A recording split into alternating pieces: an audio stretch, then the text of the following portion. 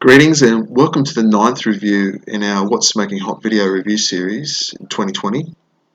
This cigar, I'm really glad to bring it to you today. It is been smoking really hot this year, and it's only a recent release. It only came out in 2019. It is the Punch Short to Punch, but in my opinion, there's nothing short about it. It's only 4mm short of a Robustos at 4 3/4 inch in length, and the same ring gauge as a Robustos. If you think of a Robustos being 50 ring gauge by 124mm or 4 7/8 inches, it's not far off.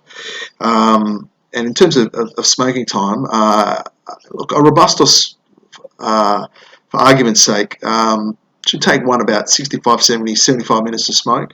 But these consistently take me 90 to 100 minutes to smoke.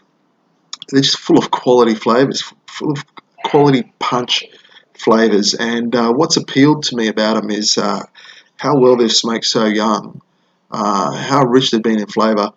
Like a lot of other cigars in this series, I think the one thing that you could link all these cigars is how rich they've been in flavor this year. I've gone ahead and cut it, and I've just loved the leather off the cold draw off that. And luckily enough, I don't know if you can see it. Oh, you probably can. There you go. I cut the cap and had a beautiful divot there. So that's a little mark from the roller, little signature mark that enthusiasts look for. Hopefully, it smokes well. I'm sure it will. All my other punch short punches have smoked really, really well this year. I'm going to light this up and come back and discuss the first third. Just the first few puffs. Again, just wonderful notes of leather off that.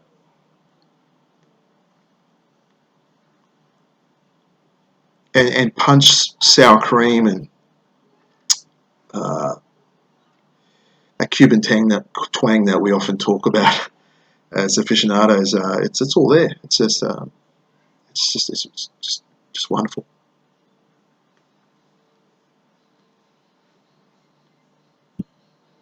A lot of smoke. A lot of smoke off the draw. So I'm going to put that down and let that sit and smoke that really slowly to savour it properly. Now, let's talk about punch as a marker. Punch was founded in 1840 by a German fellow named Stockman, and it was named after the puppet character from Punch and Judy, not the Punch magazine that came out around a year later. It didn't take long to become popular in Britain, and thereafter it changed ownership a few times in the 1800s. So in 1874, Louis Carullo bought the brand, and now this is where it's disputed. Some say in 1884, partnership of Lopez and I think his name is Frequeres, bought the brand, and from 1902 to 1924, Manuel Lopez Fernandez had the brand. Some people dispute those exact dates. The main thing we need to know is every punch box has Manuel Lopez's name as a signature of his ownership up until 1924 on the boxes. And the reference to the punch character is also on the boxes, the puppet character that is. From 1924 onwards, Esperanza Vale Hamas bought the brand, but because of the stock market crash in 1929, he was forced to sell in 1930. Now, the reason I mention that is because from that time onwards, the brand was bought in a partnership, a firm called Fernandez Palacio y Cia, and they also controlled Hoy de Monterrey, Belinda and La Excepcion. So those three brands with punch, and that market brand, Hoyt Montreux, is already big in Britain. Punch also was also well known, even became even bigger. By the time of the revolution in 1960, Punch, believe it or not, was the fifth biggest brand behind Monte Cristo, Partagas, Romeo and Julieta, and H. Upmann, in that order. That's how big a brand it was. It's not that way today, but there are two significant events that happened that caused the brand to be down to 6 regular production cigars that it is today. And one was the blue mold crisis in 1980.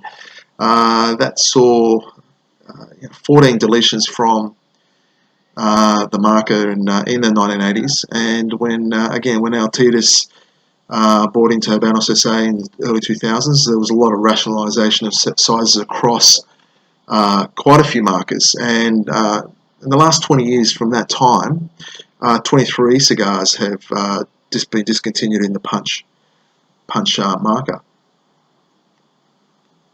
And look, in a way, we lament discontinuations, but when it came to punch, over the years, there's some of those Vitolas.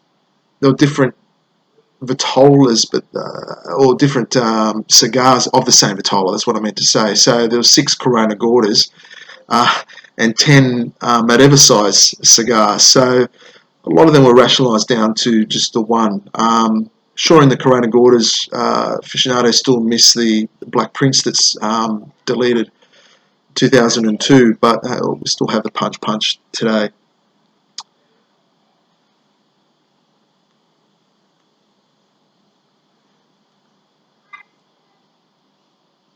I'm getting some just a touch of spice, like clove spice that you get in punch, and it's still got that quality leather, sour cream. Not getting too much cedar out of it, and some Cuban twang is there. Just beautiful punch flavors.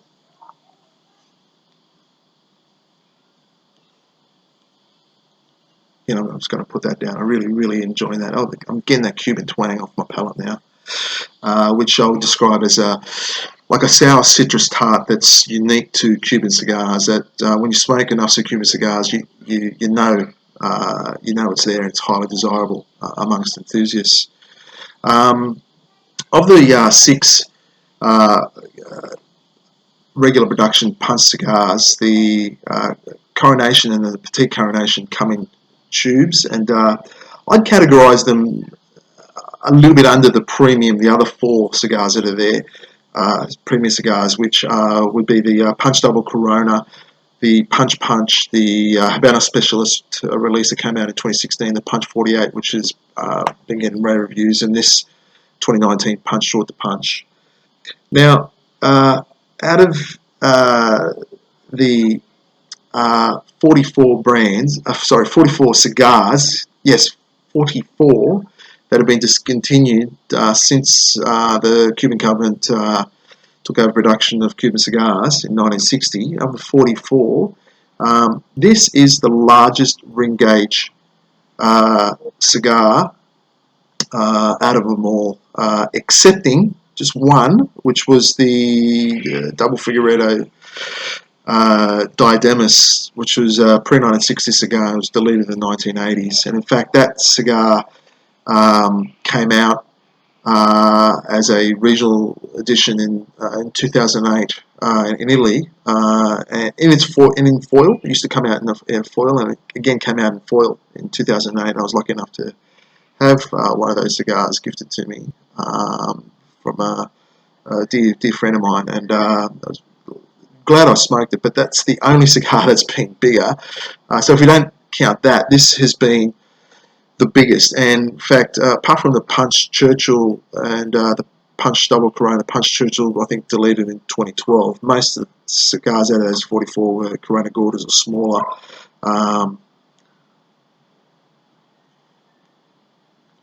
We have had 4 punch Robusto sizes since the regional edition program came into being in 2005, and they were released in Switzerland, United Arab Emirates, Portugal, and last year in Cuba. So we've had 4, but this has been the closest to a Robusto release that we've got.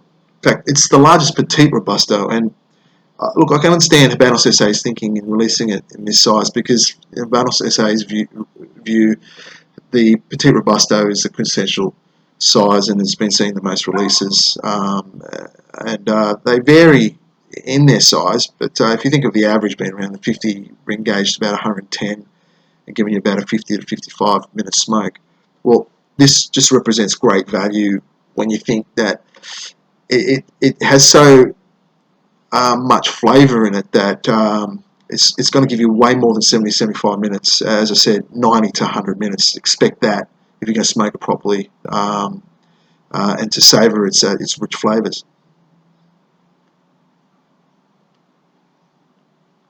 As you can see, there's a lot of smoke per draw, and I'm getting that from all my punch short to punches that I've smoked in 2020. The other thing that appeals to enthusiasts, if you haven't smoked a cigar, is the fact that it comes in a 10 count box, and only a 10 count box. I find that a little bit strange. I mean, the punch does come in tubos in a 10 count, I guess, and the punch 48 comes in 10 counts only, but that's a Habano specialist release. But look, they're cheap for what they are. Their value, they deliver a lot more for their cost in terms of satisfaction, in my opinion. And I think that's why they're so great and the perfect cigar for this series. Um,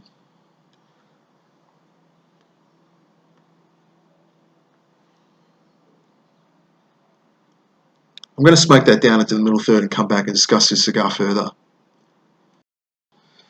So I'm coming into the middle third there, and it's picking up a little bit in clove spice. Still has that wonderful notes of leather and Cuban twang and sour cream. Not much cedar really to it, but I really like it like this.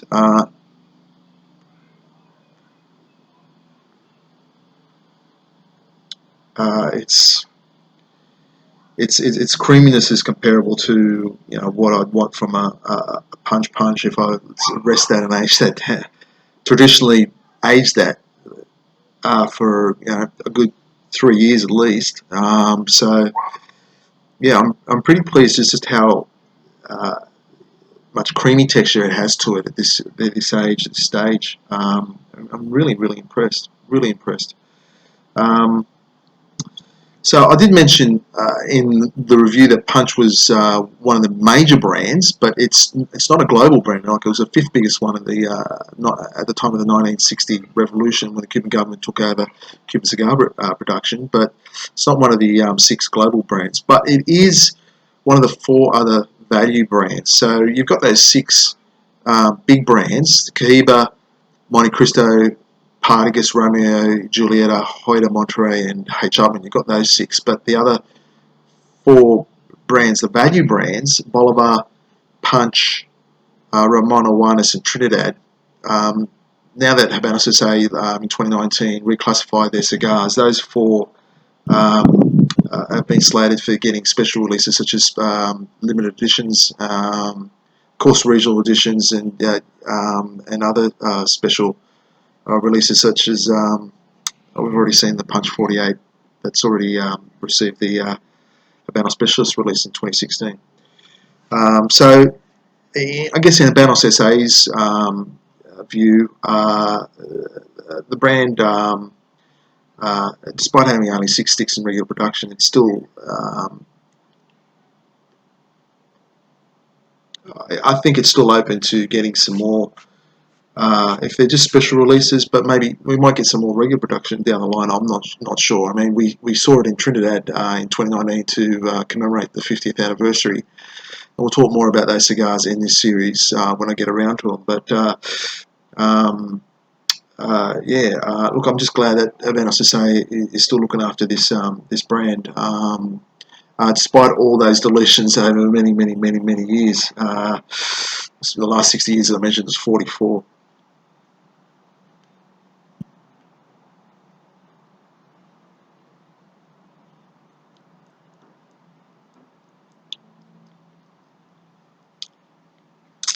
just going to have to really put that down, because it is building up in 10 I've got to, I can't state enough how important it is to smoke this cigar slowly, to savour it properly. You're going to get you're likely to get a lot of smoke off the draw, because my 10 count box, I think this is the 9th one, and they've all been like that. So if you open up a box and you get 1 or 2 or 3, and you're getting plenty of flavour, plenty of smoke, they're all going to be like that, in my opinion. Yeah, so so far so good. Am I likely to age these? Like, in my mind, they're not that sort of cigar that I need to. I think if you're going to pick up a 10 count of these, your best is to smoke it within the first 12 months, 18 months, because they're smoking that well, that hot. I do have some punch resting away, and that's I think that's coming up to the 4.5 year mark, and I might look at them next year, because I just really want that creamy texture to build up in them, together with the leather and the Cuban twang that you can get, that gives that distinctive punch flavour. But look, this is just getting that distinctive punch flavour straight from the get-go, and so in my mind, if you're going to get punch short to punch,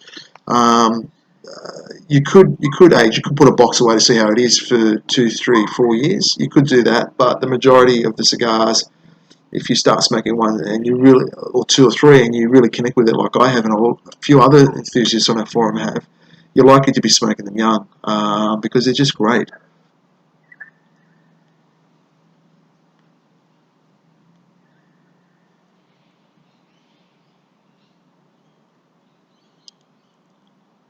I'm getting a little bit more stronger cedar notes, but a little bit more woodiness, but a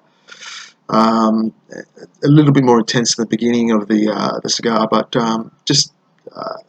it's just great.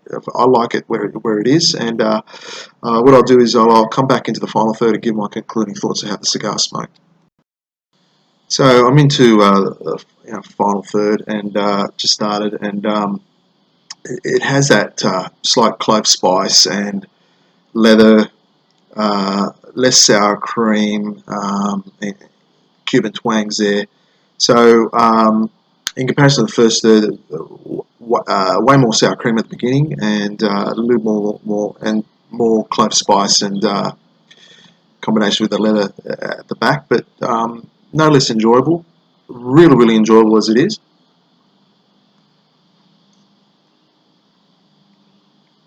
Still plenty of smoke per draw, and still requiring me to smoke that slowly. So that's been really good.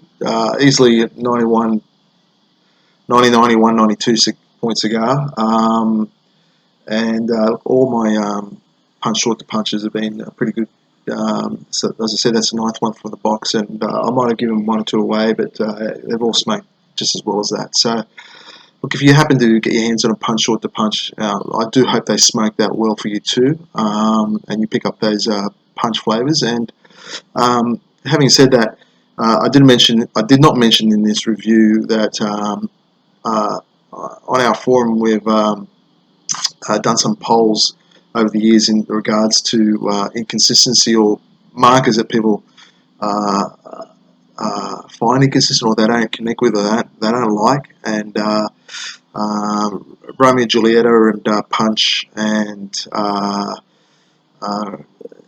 Monte Cristo are up there with the top 3, together with Bolivar and Cahiba. So look, doing this review today, I had that in the back of my mind, because Punch might not be your market, and the reason I think enthusiasts might not connect with Punch as a marker is mainly because when they're not on, they just can be bland and woody. Let's face facts, that's what they can be, but none of these punch short to punch cigars have been like that at all, thankfully. So I hope you've enjoyed this review, and thank you again for your time, and I look forward to the next time you join me for the next review in the series. Until then, happy smoking.